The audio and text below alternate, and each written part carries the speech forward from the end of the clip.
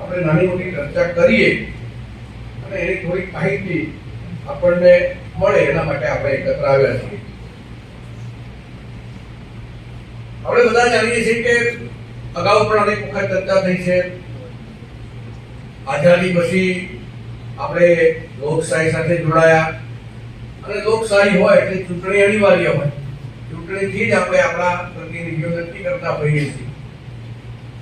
એટલે આ ચૂંટણીઓ જે ભૂતકાળમાં થતી હતી એ બધાની વચ્ચે એક નવા વિષયને લઈને વિકાસની રાજનીતિની શરૂઆત એ ગુજરાતમાંથી જ્યારે માનનીય નરેન્દ્રભાઈ ગુજરાતના મુખ્યમંત્રી બન્યા ત્યારે અમે કરી.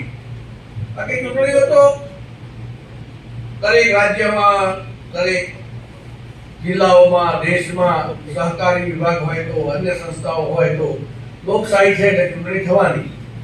પરંતુ એ ચૂંટણીઓમાં ક્યાંક મની પાવર, મસલ્સ પાવર, જાતિ વચ્ચેનું વૈમનસ્ય આ બધું ઊભું કરીને થતું હતું. એની જગ્યાએ સમ્યક વિકાસ થાય અને એ વિકાસના આધાર પર પ્રજાજનો એવું વિચારે કે આ આપણે મત આપવાનો આધાર એ વિકાસ હોવો જોઈએ. એવા પ્રકારની શરૂઆત અગર દેશમાં કોઈએ કરી હોય તો એ દેશના યશસ્વી વડાપ્રધાન અને તત્કાલીન મુખ્યમંત્રી માનનીય નરેન્દ્રભાઈએ કર્યું.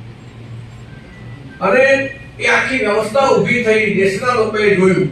આપણે બધા એ વાતથી અવગત છીએ કે 2014 પહેલા જે યુપીએની સરકાર હતી અને એ વખતનું જે શાસન હતું એ શાસનને લઈને પ્રજાજનોના મનમાં પણ એક પ્રકારે એવી સ્થિતિ નિર્માણ થઈ હતી કે હવે આ રાષ્ટ્રનું શું થશે. એક પ્રકારે હતાશા કહી શકાય એવા પ્રકારની સ્થિતિ એ સમયમાં નિર્માણ થઈ હતી.